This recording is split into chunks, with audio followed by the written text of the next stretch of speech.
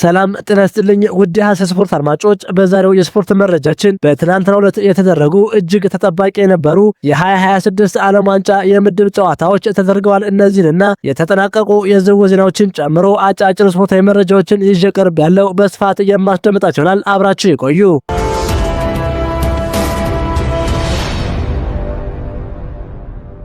በ23ኛው ዓለም ዋንጫ ምድብ 9 ላይ ፈረንሳይ ከሴኔጋል ያደረጉት ጨዋታ በፈረንሳይ 3-1 አሸናፊነት ተጠናቋል። በኒውዮርክ ኒው ጀርሲ ስታዲየም በተደረገው የ2026 የዓለም ዋንጫ የምድብ መክፈቻ ጨዋታ ፈረንሳይ ጠንካራ ተፎካካሪዋን ሴኔጋልን 3-1 በሆነ ውጤት በማሸነፍ ሙሉ 3 ነጥብ አሳክታለች። ጨዋታው በሁለቱም በኩል በከፍተኛ ፍጥነትና በአካላዊ ፍልሚያ የታጀበ የነበረ ቢሆንም በሁለተኛው አጋማሽ የፈረንሳይ የፊት መስመር ጥራት ልዩነት መፍጠር ችሏል። የሪያል ማድሪዱ ኮከብ ኪሊያን ምባፔ ባስቆጠራቸው 2 ጎሎች በአጠቃላይ 58 ዓለም አቀፍ ጎሎች ኦሊቨር ጂሩን በመቅደም የፈረንሳይ ብሔራዊ ቡድን የምንጊዜም ከፍተኛ ጎል አስቆጣሪ መሆን ችሏል።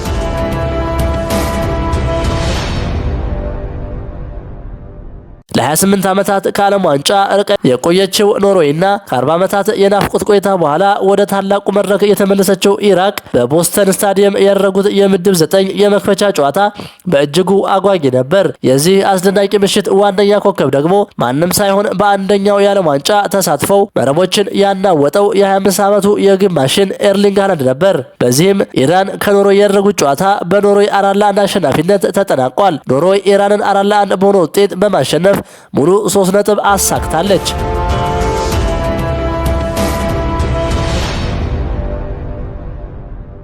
ሌላው ሌሊት 10 ሰዓት የተደረገው ተጠባቂ ጨዋታ አርጀንቲና ከአልጄሪያ በአርጀንቲና 3-0 አሸናፊነት ተጠናቋል። የ2022 የዓለም ዋንጫ አሸናፊው አርጀንቲና በታሪካዊና ኮከቧ ሊዮኔል ሜሲ 3 ጎሎች ውድድሯን በድል ጀምራለች። የ8 ጊዜ የባላንዶር አሸናፊው በ6ኛ የዓለም ዋንጫ ተሳትፈው የመጀመሪያ ጨዋታ የጨዋታ ኮከብ በመባል ተመርጧል። አርጀንቲና ድሉን ተከትሎ ምድቧን በበላይነት መምራት ጀምራለች። ጨዋታዎቹ ዛሬም ቀጥለው ሲካሄዱ ምሽት 2 ሰዓት ፖርቹጋል ከኮንጎ፣ ምሽት 5 ሰዓት እንግሊዝ ከክሮሻ እንዲሁም ሌሊት 8 ሰዓት ጋና ከፓናማ ዛሬ የሚደረጉ ተጠባቂ ጨዋታዎች ናቸው።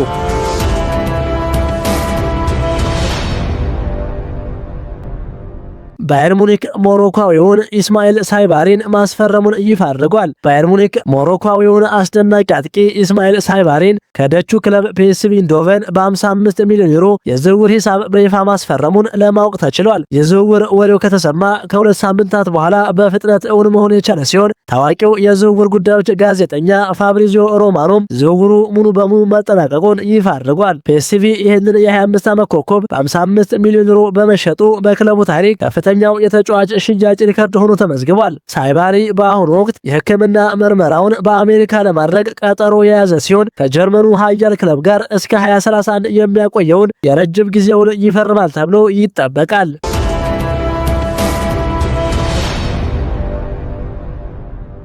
ቶናሌ ወደ ቶተንሃም ለማምራት ፍላጎት እንዳለው ተገለጸ።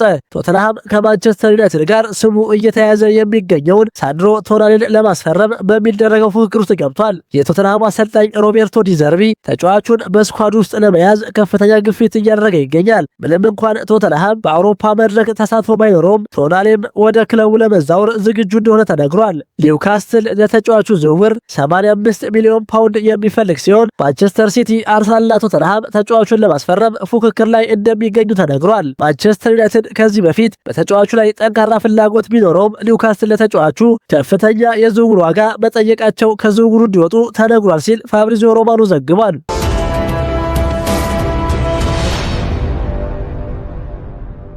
ኤሲ ሚላን ሩበን አሞሪምን አዲስ ዋና አሰልጣኝ አድርጎ ለመሾም ሙሉ በሙሉ የቃል ስምምነት ላይ የደረሰ ሲሆን ስምምነቱ እስከ ሰኔ 2028 ድረስ በሚቆይ ውልና በተጨማሪ እስከ ሰኔ 2029 የመራዘም አማራጭ ያለው ውል የቀረበለት ሲሆን ሩበን አሞሪም የቀረቡለትን ቅድመ ሁኔታዎች በሙሉ ተቀብሏል። በጥር ወር ማንቸስተር ዩናይትድን የለቀቀው ፖርቹጋላዊ አሰልጣኝ አሁን በሴሪያ አዲስ ምዕራፍ ለመጀመር ተመልሷል።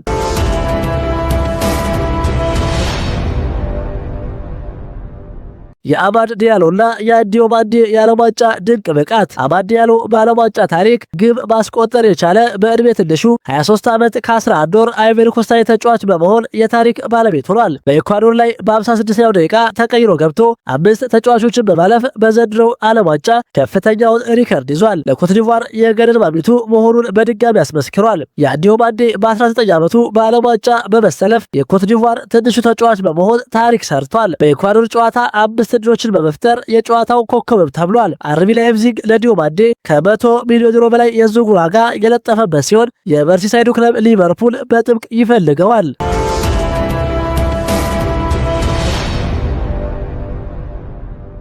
ክሪስታል ፓላስ ፈረንሳዩን አሰልጣኝ ፒየር ሴንጅን በዋና አሰልጣኝነት መሾሙን በይፋ አስታውቋል። የእንግሊዙ ክሪስታል ፓላስ ከኦሊቨር ግላስነር ጋር መለያየቱን ተከትሎ የቀድሞውን የሌንስን አሰልጣኝ ፒየር ሴንጅን አዲሱ ዋና አሰልጣኝ አድርጎ በይፋ መሾሙን አስታውቋል። የ47 ዓመቱ ፈረንሳይ አሰልጣኝ በፓላስ ለሚቀጥሉት 3 ዓመታት የሚያቆይ ውል መፈረማቸው ተረጋግጧል።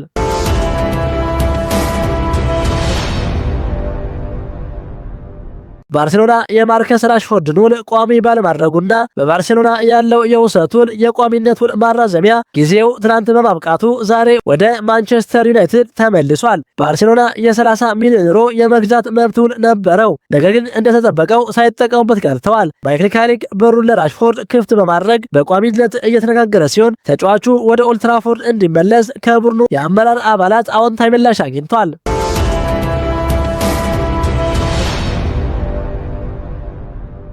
በማንቸስተር ዩናይትድ፣ በባርሴሎና፣ በባየር ሙኒክ፣ በሪያል ማድሪድ እና በኢንተር ሚላን የሚፈለገው የቤስጁ ባርኮላ አዲስ ኮንትራት ማራዘም ባለመቻሉ ይሸጠው ተዘጋጅቷል። ባርኮላ በቻምፒየንስ ሊግ ጨዋታ መጨረሻ አካባቢ በነበረው ሚና ባለመደሰቱ መልቀቅ ይፈልጋል።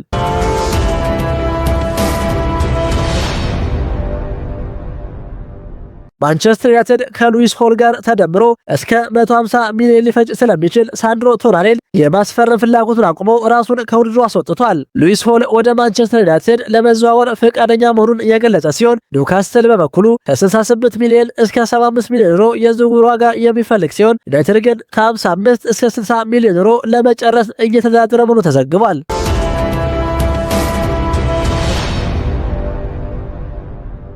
ብራዚላዊው አማካኝ ኤደርሰን የመጨረሻውን የሕክምና ምርመራ ትናንት በኒውዮርክ ያደረገ ሲሆን በአትላንታና በዩናይትድ መካከል ሁሉም ሰነዶች ተፈርመው ያለቁ በመሆኑ የማቲያስ ፈርናንዴስን ዝውውር በዚህ ሳምንት ያጠናቅቃል ተብሎ ይጠበቃል። ተጫዋቹ ለዌስትሃም መልቀቅ እንደሚፈልግ ያሳወቀ ሲሆን ተጫዋቹ ከልጅነቱ ጀምሮ የሚያደንቀው ከብሩኖ ፈርናንዴዝ እና ኮቢ ማይኖ ጋር መጫወት እንደሚፈልግ ተናግሯል።